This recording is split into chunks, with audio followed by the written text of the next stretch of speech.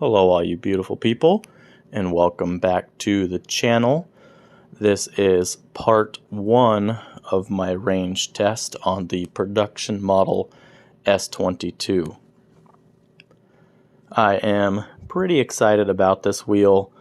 During the initial rides that I've been doing, you definitely notice the width of it. I pointed out in my introduction video that it is not the most comfortable wheel to sit on compared to some of the others. I mean, it does have the cushion there, and without that pad up top, the way that the handle and stuff is, there isn't really much to sit on this wheel. So you kind of need that bumper foam type pad that's on it. So I might actually add some baby foam to that to make it a little bit more comfortable.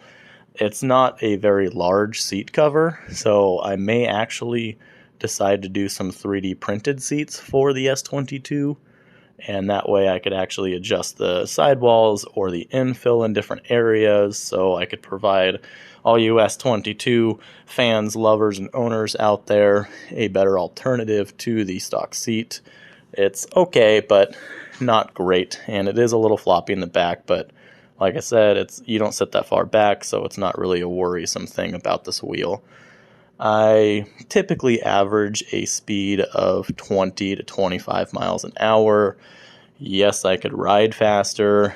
Yes, I do ride faster. It really depends on the situation.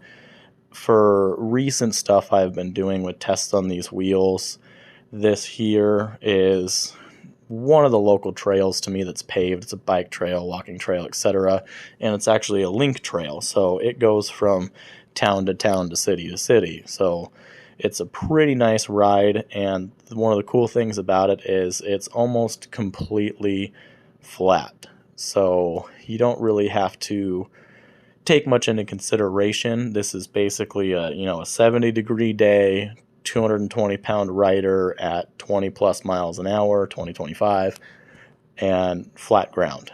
So little tiny bit of inclines here and there, but for you city riders out there, for other people that do trail riding like this, I figured this would be one of the most basic, standard set points to a range test for this wheel. Obviously, speed will be a factor, weight will be a factor, terrain will be a factor, but just standard basic 20 miles an hour heavier rider. This is what I wanted to do for a range test. Obviously I could do other range tests for you guys. I know that the S22s are already hitting the market, which is nice. I recommend quite a few people to Free Motion when he had them in stock. I could let you guys know when his second batch arrives as well.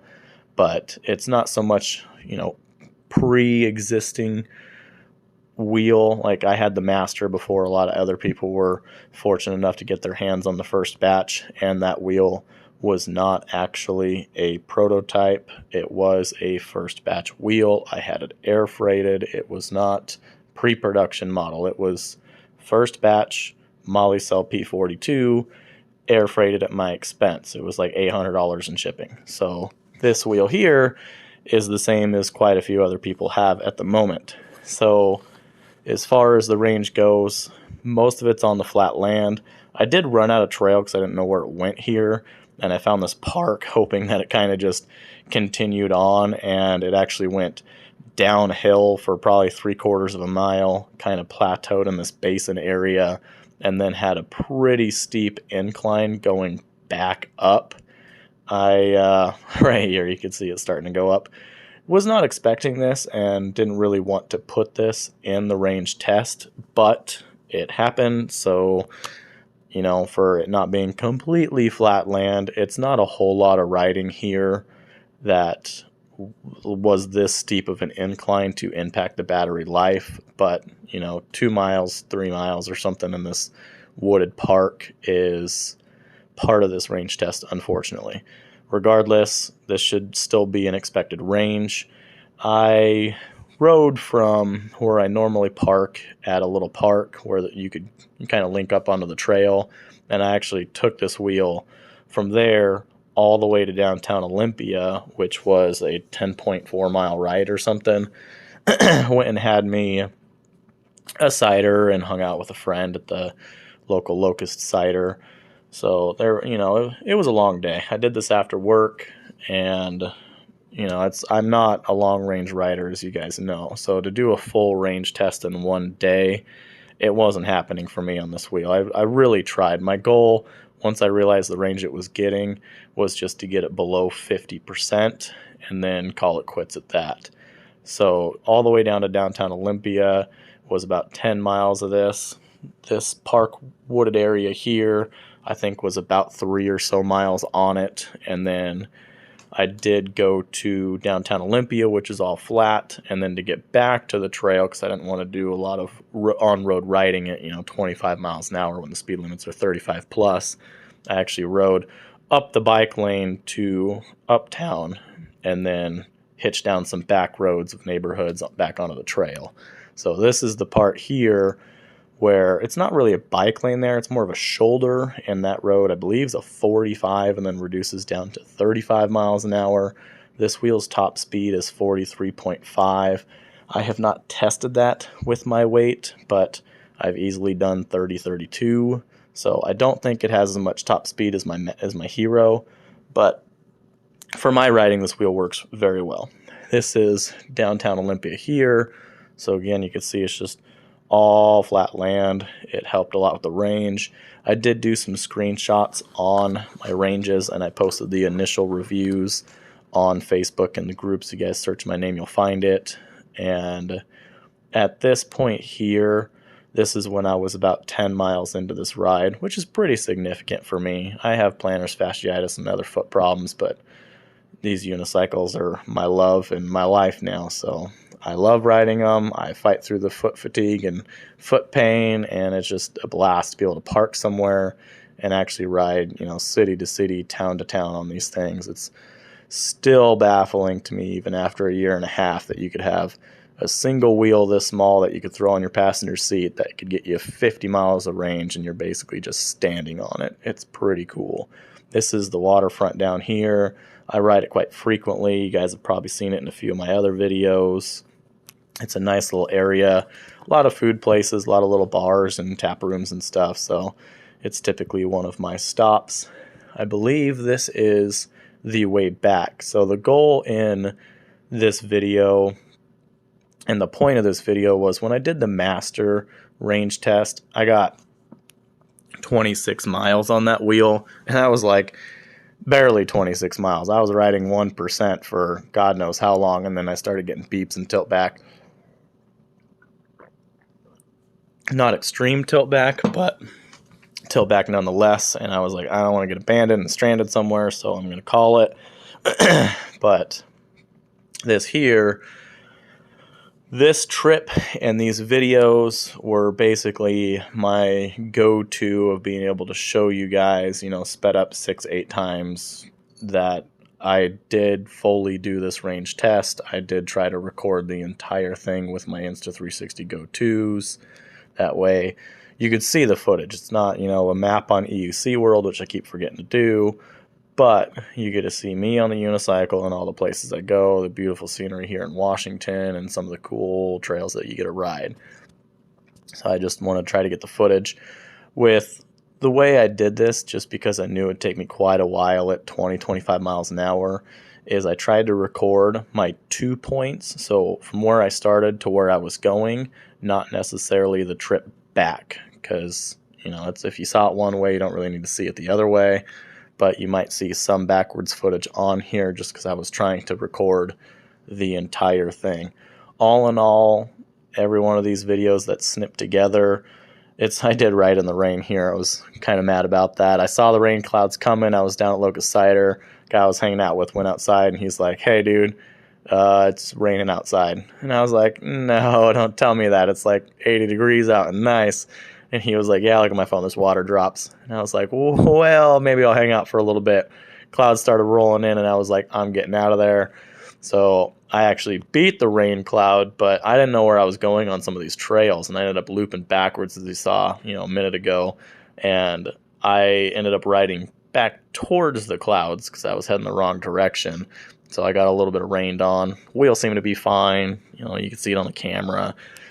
Nothing too bad. So I haven't really water test the S22. If you guys saw my hero video, when I very first test that on the mountain trails, the mountain bike trails, it was like 6.5 miles of nonstop downpour. I was all the way up in the mountain, and it started raining, and I was like, dude, at this point, it doesn't matter. You know, whether I ride back or not, I'm going to ride through this many miles of rain. So I did, and that wheel had zero problems the whole trip. It had zero problems afterwards. I have ridden it, you know, however many miles since then, and the wheels had no bearing issues, no electronic issues, no issues whatsoever. Pretty good. Pretty love that wheel. So this one got a little bit of rain on it, but not much. I don't see too many ingress points, so unless you actually rode this thing through a lake or a puddle or in severe rain, I really don't think it's going to have a problem. The lights, maybe, if you were to tilt it back on its kickstand and spray up underneath the board where they kind of put some white caulking around the wire that goes in underneath the metal, yeah, you're probably going to have an issue. But the way that the seat cover is over the panels and the screw holes, and just the seal that I posted that goes all the way around the frame of the board, I really doubt that anybody's going to have any issues with this wheel and water. Bearings are obviously always a concern, but as far as the electronics go, even the battery packs have a rubber gasket on top and bottom, and there's like 10 screws, 12 screws or something that hold the covers on. So pretty well sealed wheel.